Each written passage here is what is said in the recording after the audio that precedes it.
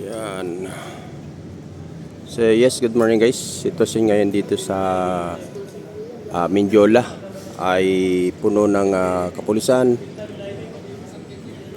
Yan. At handa na naman, may mga as usual, may mga barbed wire at container tayong nakikita. Hindi ko alam kung pwedeng dumaan eh. Ayan. So magkabila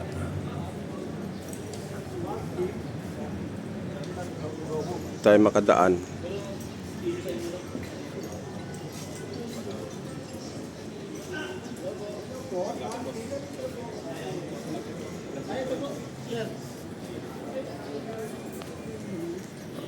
Hindi tayo makadaan guys.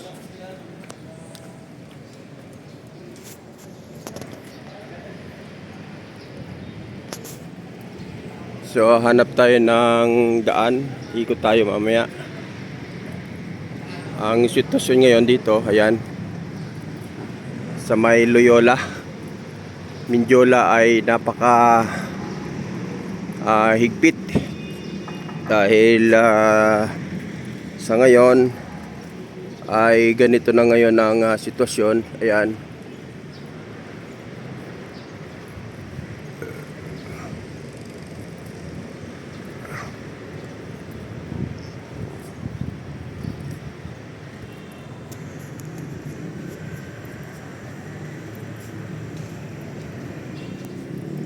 So hindi tayo makalapit doon sa Mindiola mismo.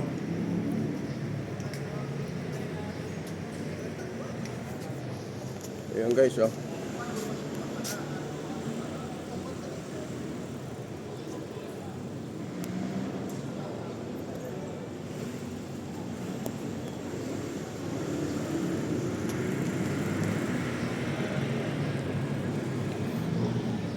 Pagkahigpit ngayon ng seguridad guys, ganito ngayon ang sitwasyon dito.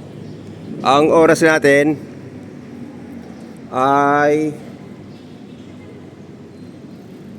6:45 AM. Ngayon ay araw ng Biyernes, Mayo 1, Labor Day. At siyempre asahan natin na marami nga pong mga rallyista ang darating ngayon dito. Ito yung sitwasyon ngayon dito guys. Yan.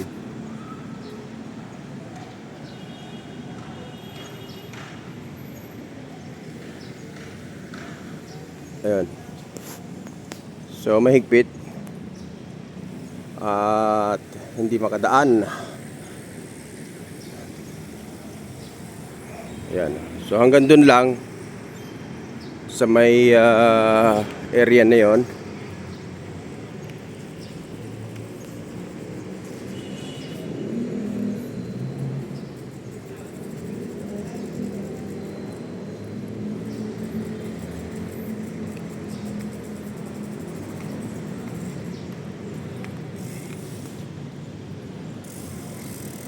Wala na, hindi na tayo makadaan.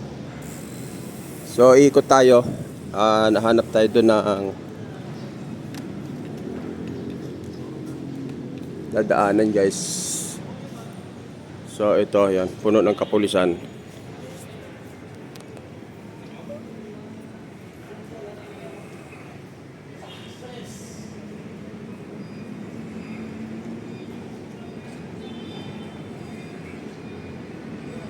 Ayan, punong-puno po ng pulis.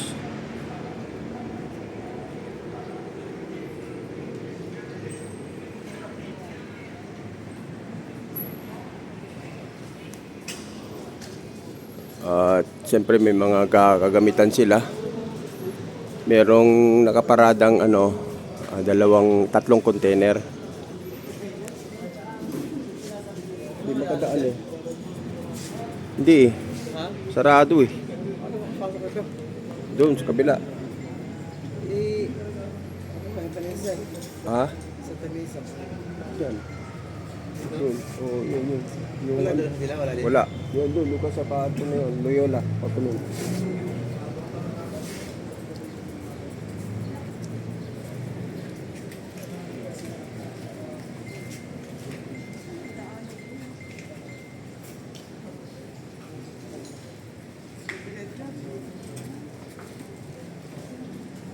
So yun, yung mga pupunta dito, yung mga residente, pinapaikot. Doon oh. Hanggang doon.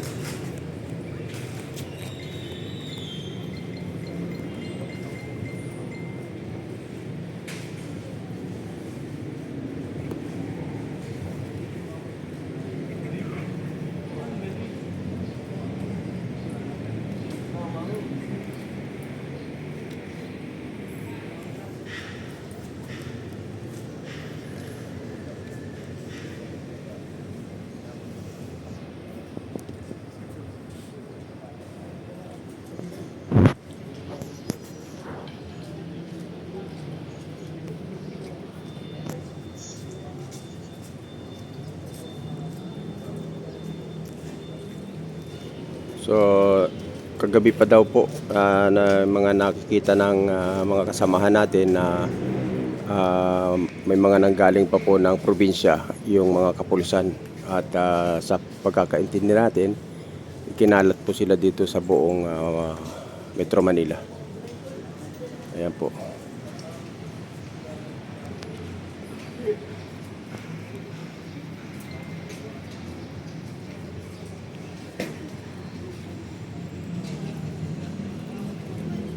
Puno po yun ang pulis guys oh. May mga battle gear sila. Ayan. Sa kabila po.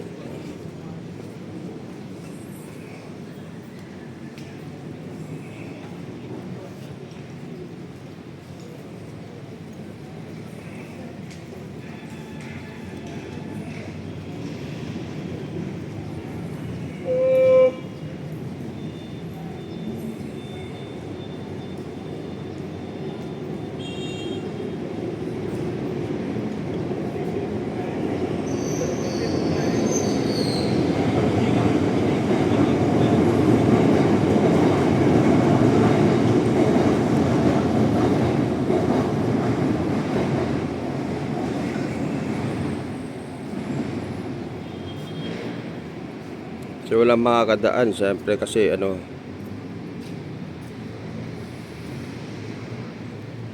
Balbuero.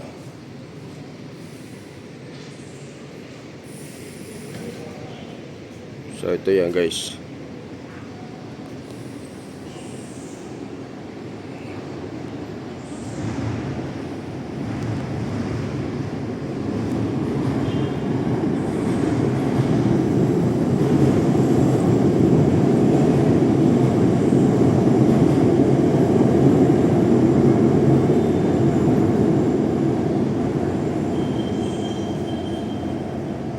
Ladies.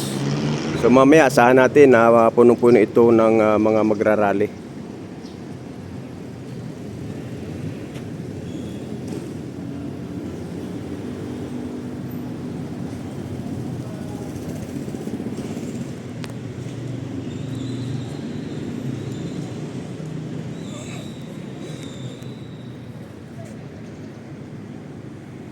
Yeah.